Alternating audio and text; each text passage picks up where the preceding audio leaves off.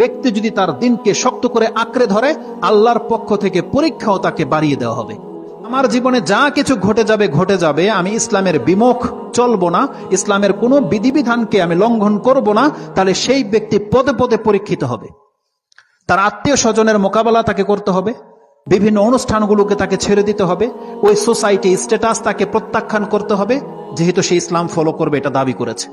তাকে তার get up change করতে হবে, তার মাথায় টুপি পরে যাবে, তার মুখে দাড়ি গজিয়ে যাবে, তার প্যান্ট টাকনার উপরে উঠে যাবে, তার মুখ হারাম থেকে মুক্ত হয়ে যাবে, তার রং ঢং থাকবে না, যেখানে সেখানে সে হাসি ঠাট্টা তামাশায় মিলতে পারবে না, তার ওয়াইফ তার ঘরে পর্দা থাকবে, পর্দাবিহীন তারা চলবে না, তার ঘরে মিউজিক বাজবে না। এগুলো প্রত্যেকটা জিনিস মেনটেন করে চলা একজন ব্যক্তি বুঝতে পারবে পরীক্ষা কি জিনিস।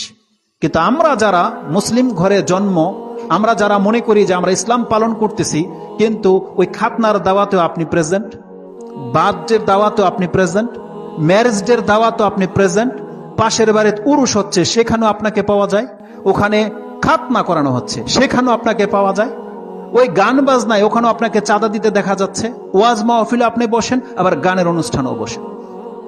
আপনি বুঝবেন না পরীক্ষা কি জিনিস।